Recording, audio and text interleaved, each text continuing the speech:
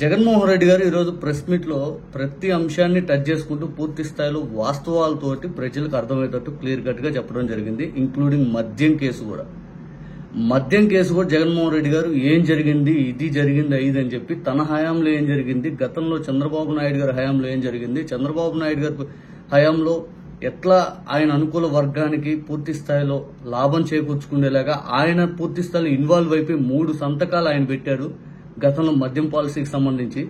నా హయాంలోకి వచ్చేసరికి ఒక్క సంతకం నాకు చూపించమను, నేను పూర్తి స్థాయిలో ప్రైవేట్ వ్యక్తుల దగ్గర నుంచి తీసుకొని గవర్నమెంటే షాపులు నడిపేలాగా చేశాను.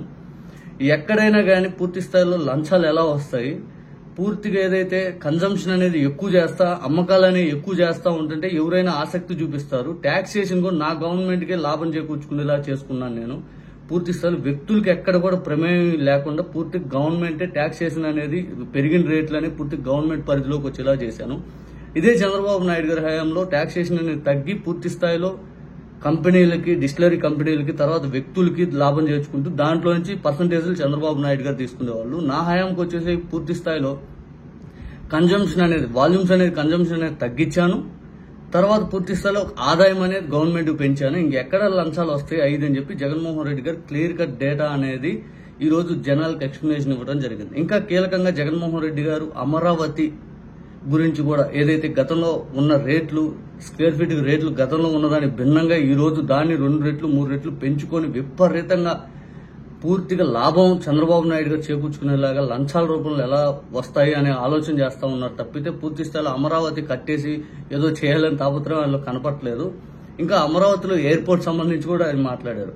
అమరావతిలో ఎయిర్పోర్ట్ అనేది పూర్తి స్థాయిలో వాళ్ళు అది అవ్వడానికి కాదు, వాళ్ళు కేవలం ల్యాండ్ ప్రైజెస్ పెంచుకోవడానికి ఎక్కడ ఎయిర్పోర్ట్ వస్తుంది, అక్కడ ఎయిర్పోర్ట్ వస్తుంది ఇదని చెప్పి రియల్ ఎస్టేట్ భూమి పెంచుకోవడానికి ప్రయత్నాలు చేస్తున్నారు తప్పితే అదేదో వాళ్ళు ఏదో ప్రాసెసింగ్ లో పెట్టుకోవాలని కాదు.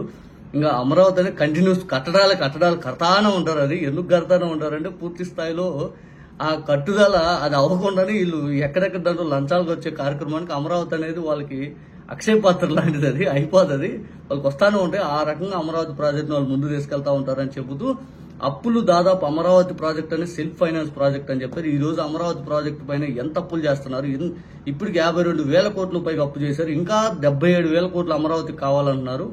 ఏం చేయడానికి ఏడగడుతున్నారు, ఇది ఎక్కడ ఇద్ది ఐదు అని చెప్పి క్వశ్చన్ చేస్తూనే పూర్తిగా బడ్జెట్ ఎఫ్ఆర్బిఎం లిమిట్స్ దాటి ఈ సంవత్సరకాల అమరావతి కాకుండా తెచ్చిన అప్పులు మొత్తం క్లియర్ కట్ డేటా జనాలకి అప్పచెప్పాడు. జనాల ముందు క్లియర్ కట్ గా పెట్టాడు. దాదాపు 1,50,000 కోట్లు ఈ సంవత్సర కాలం అప్పు చేశారు. ఆ డబ్బులు ఎక్కడ పోయినాయి, ఎవరు సంక్షేమం అందించారు, ఎవరికి ఏం చేశారు, ఒక్క స్కీమ్ అమలు కాలేదు అని చెబుతూ వర్షా లాంటి స్కాములు అనేవి బయటకు వస్తా ఉన్నాయి. వర్షా లాంటి కంపెనీలు ఏదైతే ఊరు పేరు లేని కంపెనీలు, 2 నెలల ముందు పుట్టిన కంపెనీలు, అంత పెద్ద స్కాములు జరుగుతుంది. లూలు మాల్కి అంత కాస్ట్లీ ల్యాండ్ అనేది పూర్తి స్థాయిలో ఎటువంటి టెండర్ ప్రక్రియ లేకుండా ఎవరికి వేలం పాట పెట్టే కార్యక్రమాలు జరగకుండా ఇదిగో ఏదో లేని పెట్టుబడి ఎవరికి పడితే వాళ్ళకి ఇచ్చేసే కార్యక్రమాలు జరుగుతున్నాయి. 2,000 కోట్ల రూపాయల భూమిని వర్షా లాంటి కంపెనీకి, లూలు మాల్ లాంటి కంపెనీకి ఇచ్చారు.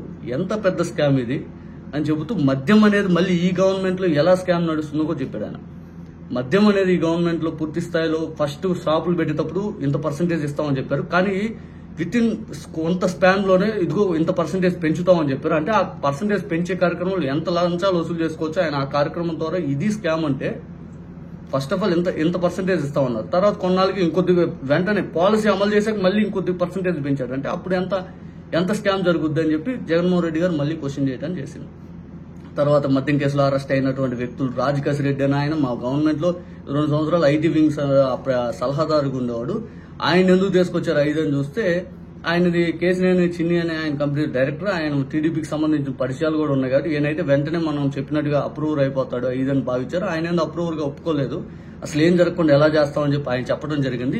విజయసాయి రెడ్డి గారిని తీసుకొచ్చి ఏదో ప్రయత్నాలు ఆయన భయపెట్టి ఆయన ఏదో చేసేసి ఆయన పూర్తి స్థాయిలో ఈ కేసులో అప్రూవర్ గా మార్చేశారు అని చెబుతూ గూగుల్ టేక్అవుట్స్ అనేది తీయొచ్చు కదా మద్యం కేసు సంబంధించి. పూర్తి స్థాయిలో గూగుల్ టేక్అవుట్స్ ఇవన్నీ తీయకుండా ఏదేదో చేయడానికి ఏం ఉపయోగం ఇది ఉందా ఐదని చెప్తూ జగన్మోహన్ రెడ్డి గారు మళ్ళీ క్వశ్చన్ చేయడం జరిగింది. ఒక రకంగా చెప్పాలనుకుంటే ఈ రెడ్ బుక్ పరిపాలన ఎంతమంది అరెస్ట్ అయ్యారు, ఎంత మంది సోషల్ యాక్టివిస్టులు అరెస్ట్ అయ్యారు, పూర్తి స్థాయి సోషల్ మీడియా కార్యకర్తలు అరెస్ట్ అయ్యారు, నాయకులు అరెస్ట్ అయ్యారు, కార్యకర్తలు అరెస్ట్ అయ్యారు. రెడ్ బుక్ పాలన ఎంత అగమ్య గోచరంగా ఉంటే సజ్జన్ జిందాల్ లాంటి వాళ్ళని వెనక్కి పంపించేశారు. ఇక మన ఆంధ్రప్రదేశ్ ప్రతిష్ట బయట రాష్ట్రాల్లో కూడా పరువు తక్కువ పనులన్నీ చేపిస్తా ఉన్నారు. ఇంత డిసప్పాయింట్ మోడ్ లో ఉన్నా కూడా పూర్తి స్థాయిలో రాష్ట్రంలో ఏమి ఏదైతే లా అండ్ ఆర్డర్ ఫెయిల్యూర్ అయిపోయింది, రైతులు ఇబ్బంది పడతా ఉన్నారు, తర్వాత వైద్య వ్యవస్థ కుదేలైపోయింది, విద్యారంగం కుదేలైపోయింది. వీళ్ళందరినీ మోసం చేసినందుకు గాను రేపు జూన్ 4వ తారీఖున వెన్నుపోటు దినోత్సవంగా కలెక్టరేట్ల దగ్గర రైతులు వాళ్ళందరితో ధర్నాలు చేస్తూ కలెక్టర్ వారికి మేము మెమోరాండం ఇవ్వడానికి, కలెక్టర్ వారికి మేము అర్జీ ఇవ్వడానికి మేము ప్రయత్నం చేస్తాం మా పార్టీ తరఫు నుంచి జగన్మోహన్ రెడ్డి గారు చెప్పడం జరిగింది. ఇంకా ఐఏఎస్ సీక్రెట్ మీటింగ్ పెట్టుకున్నారంట కదా సార్ 5 అని అంటే, ఇక పూర్తి స్థాయిలో ఐఏఎస్లు కాదు ఐపీఎస్లు కూడా పెట్టుకోవాలి సీక్రెట్ మీటింగ్. ఈ కనపడిన ఎమర్జెన్సీ ప్రకటించిన ఎమర్జెన్సీ పరిపాలన నడుస్తుంది ఆంధ్రప్రదేశ్లో అని చెప్పి జగన్మోహన్ రెడ్డి గారు క్వశ్చన్ చేయడం జరిగింది. ఇంకొక ఆయన బీజేపీ మద్దతు ఇస్తుందంటారా సార్ 5 అంటే, నాకైతే తెలియదు బీజేపీ మద్దతు ఇస్తుంది అనుకోండి. ఇటువంటి స్కామ్ స్టార్స్ కి మద్దతు ఇస్తుందని ఎవరు అనుకోరు. 5 అని చెప్పి చంద్రబాబు నాయుడు గారు బీజేపీ మద్దతు ఇస్తుందని నేనైతే అనుకోను మద్యం కేసు పైన అని చెప్పి జగన్మోహన్ రెడ్డి గారు మాట్లాడటం జరిగింది. ప్రతి అంశాన్ని కూలంకుషంగా ప్రజలకు అర్థమయ్యేలాగా పూర్తి స్థాయిలో జగన్మోహన్ రెడ్డి గారు ప్రజల కళ్ళకు కట్టినట్టు చూపిస్తూ ఇసుక గురించి కూడా ఆదాయం గతంలో గవర్నమెంట్కి వచ్చేది, మైనింగ్ డిపార్ట్మెంట్ గవర్నమెంట్కి వచ్చేది, కానీ ఎక్కడ లేని విధంగా మైనింగ్ అనేది ప్రైవేట్ వ్యక్తుల చేతులు పెట్టి అప్పులు తీసుకొచ్చారు. ఎంత దారుణమైంది, ఇటువంటి చరిత్రలో ఎప్పుడైనా ఇలాంటివి జరిగిందా అని చెప్తూ పీడిఎస్ రైస్ గురించి ఆయన మాట్లాడటం జరిగింది. పీడిఎస్ రైస్ అనేది ఇప్పుడు స్కామ్ మొదలైంది, అప్పుడు కాదు. పూర్తి స్థాయిలో ఈ రైస్ అనేది ఇంటి దగ్గర తీసుకెళ్తే పూర్తిగా రైతులు అంటే ఎవరైతే లబ్ధిదారు వాళ్ళు వెంటనే తీసుకుంటారు. అదే నువ్వు షాపుల దగ్గర ఎక్కడో ఇష్టం వచ్చిన చోట అమ్ముతున్నాను, అతని టైమింగ్స్ ప్రకారం ఇతను వెళ్ళలేరు. రెండోది పూర్తి స్థాయిలో వేరే కార్యకర్తలకు ఇవ్వడానికి ఆసక్తి చూపించాడు. అందుకని చెప్పి బియ్యం మొత్తం ఇప్పుడు స్కామ్ జరిగింది. పూర్తి స్థాయిలో ఈ పీడిఎస్ స్కీమ్ అనేది ఇంటింటికి ఏదైతే రేషన్ వాహనాలు ఆపడం ద్వారా స్కామ్ అనేది ఇప్పుడు జరుగుతుందని చెప్పి మళ్ళీ జగన్మోహన్ రెడ్డి గారు చెప్పడం జరిగింది. జగన్మోహన్ రెడ్డి గారు ఈ రోజు ప్రెస్ మీట్ సుదీర్ఘంగా ఆయన మాట్లాడిన ప్రతి అంశం ఈనాడులో ఏదైతే సెకీ ఒప్పందం గురించి రాసినటువంటి అవాస్తవమైన వార్త కూడా ఆయన క్లియర్ కట్ గా జనాలకు అర్థమైతే చెప్పడం జరిగింది.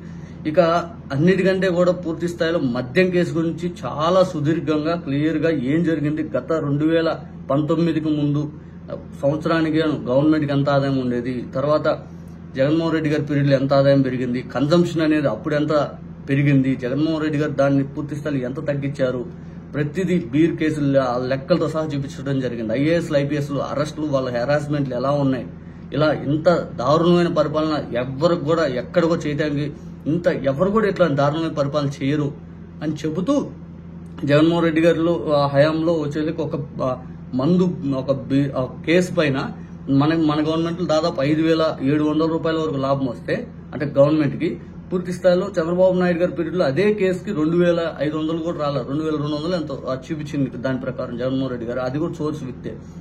ఇవన్నీ చూపించుకుంటూ జగన్మోహన్ రెడ్డి గారు కొంత బాధ కూడా వ్యక్తపరిచారు. ఆయన మధ్యలో ఆయన్ని పూర్తి స్థాయి గోవిందప్ప అరెస్టులు కానీ, ఆయన డీజీ సీతారామంజనేయులు గారి అరెస్ట్ కానీ, తర్వాత కృష్ణమోహన్ రెడ్డి గారి అరెస్ట్ కానీ, ధనుంజయ రెడ్డి గారి అరెస్ట్ కానీ, వాళ్ళందరూ వాళ్ళ పిల్లలకి పెళ్లిళ్ళు కుదుర్చుకునే టైము, కుదిరిన పెళ్లిళ్ళు మళ్ళీ ఈ సందర్భం వచ్చేసరికి వాళ్ళని ఇంట్లో మానసికంగా వేధింపులు గురి చేసి అరెస్ట్ చేస్తా ఉన్నారు. ఈ గోవిందప్ప కుమార్తెకు పెళ్లి కుదిరింది, తర్వాత సీతారామంజనేయులు గారి రెండో కొడుకు పెళ్లి కుదిరింది, అది ఎక్కడ ఆగిపోద్దని ఆమె బాధపడిపోతా ఉంది. ధనుంజయ రెడ్డి గారి కొడుకు పెళ్లి చూపులు జరుగుతూ ఉన్నాయి. తర్వాత కృష్ణమోహన్ గారి కుమారుడు కూతురికి పెళ్లి కుదురుతుంది. ఇవన్నీ ఇప్పుడు ఈ ఇన్సిడెంట్ లో మానసికంగా వాళ్ళకి సంబంధం లేని విషయంలో తీసుకొచ్చారు. అసలు సీఎంఓకి మద్యం ఫైల్ అనేది ఒక్కటి రాలేదు, మాకేం సంబంధం. పూర్తి స్థాయిలో ఒక పాలసీ అనేది పూర్తి స్థాయి డిజైనింగ్ అయ్యి సంతకం ఏమన్నా మా ఏమన్నా ఎక్కడైనా ఉందా? ఇవన్నీ ఏంటంటే కల్పిత కథలు, అభూత కల్పనలు. రేపు ఎవరినైనా పక్క రాష్ట్రంలో ఒక బీజేపీ నాయకుడిని కార్యకర్త ఉన్నప్పుడు ఏదో ఒకరిని తీసుకొచ్చి ఇదిగో మోడీ గారి పేరు చెప్తే మోడీ గారిని అరెస్ట్ చేసేస్తారా? ఇవన్నీ ఏంటంటే కుకింగ్ స్టోరీస్. ఈ కుకింగ్ స్టోరీస్ అనేది జనాలు ఎన్కార్డ్ చేస్తారు. ఎవరు లేదు, చంద్రబాబు నాయుడు గారు జీవితాంతం సీఎం గా ఉండడు. ఎవరైనా కానీ 5 ఏళ్ళు, ఒక సంవత్సరం అయిపోయినా ఇంకా 4 ఏళ్ళు ఉంటుంది. ఎంతవరకు చేస్తారు చేయనియండి, మాకేం కొత్త కాదు. వైఎస్ఆర్ కాంగ్రెస్ పార్టీకి నాకు కేసులు కానీ లేకపోతే హెరాస్మెంట్ అనేది కొత్త కాదు. ఏముంది, కొన్నాళ్ళు పడతాము, ఏముంది భరిస్తాము, మా టైం వచ్చినాము మేము చూపిస్తాము. మమ్మల్ని మాకేం అనమక దొక్కేది మాకు ఇంత కాదు. ఎట్లాగే స్కామ్ జరిగింది, డబ్బులు ఇన్ని వచ్చినాయి అన్ని వచ్చినాయంటే నాకు పార్టీ నడదాని డబ్బులు కావాలి, మరి ఇవ్వమన్నాడు. అయితే మాకు ఇబ్బంది అయింది 5 అని చెప్పి జగన్మోహన్ రెడ్డి గారు మాట్లాడటం జరిగింది. పూర్తిగా ప్రతిదీ వాస్తవాలు తెలియజేసుకుంటూ జగన్మోహన్ రెడ్డి గారు మాట్లాడిన ప్రతి మాట జనాల్లోకి బలంగా వెళ్లేలాగా మాట్లాడాడు. ఎక్కడ కూడా సూపర్ 6 అమలు విషయంలో చూపిస్తున్న చిత్తశుద్ధి ఏంటి? వీళ్ళు ఏం అమలు చేయకుండా డబ్బులన్నీ విచ్చలవిడిగా దోచుకునే కార్యక్రమం చేస్తా ఉన్నారు తప్ప ప్రజల కోసం ఈ మంచి నేను చేస్తానని మాత్రం చెప్పలేకపోతున్నారు. ప్రజలకు ఇదిగో నేను అండగా ఉంటాను, ఇదిగో మీ రైతులకు నేను అండగా ఉంటాను, వైద్య వ్యవస్థ ఫీజు రియంబర్స్మెంట్ డబ్బులు లేక వైద్య వ్యవస్థ కుదేలే, ఆరోగ్యశ్రీ కుదేలు చేసేసి తర్వాత విద్యారంగాన్ని నాశనం చేసేసి ప్రతి అంశంలో కూటమి ప్రభుత్వం చేస్తున్న దారుణమైన విధానాన్ని జగన్మోహన్ రెడ్డి గారు తూర్పారు పట్టాడు. ఎవరైనా చెప్పాలంటే మద్యం కేసులో చాలా మోడీ గారు ఇన్వాల్వ్మెంట్ ఉంటుందా, మోడీ గారు మద్దతు ఇస్తానైతే నేనైతే అనుకోను అని చెప్పి జగన్మోహన్ రెడ్డి గారు పూర్తి స్థాయిలో చెప్పడం జరిగింది. ఏదో చంద్రబాబు నాయుడు గారు తాత్కాలిక ఆనందం కోసం హెరాస్మెంట్ చేసుకుంటే చేసుకోనివ్వండి. ఏదో ఊరు పేరు లేని కేసులన్నీ తీసుకొచ్చి ఎట్లా పడితే అట్లా మాట్లాడేది ఉపయోగమే ఉంది. ఆయనకి ఇంకా ఆయన మీద పెద్ద కేసు ఉంది. మద్యం కేసు అనేది ఆయన మీద అంత రిజిస్టర్ అయింది. ఆయన ఇప్పుడు బెయిల్ మీద ఉన్నాడు. ఆయనేమి పూర్తి స్థాయిలో ఆయన ఇప్పుడు బెయిల్ మీద ఉన్నాడు. ఆయన ఎంత స్కామ్ చేశాడో అందరూ తెలుసు కదా. ఇదని చెప్పి జగన్మోహన్ రెడ్డి గారు చెప్పడం జరిగింది.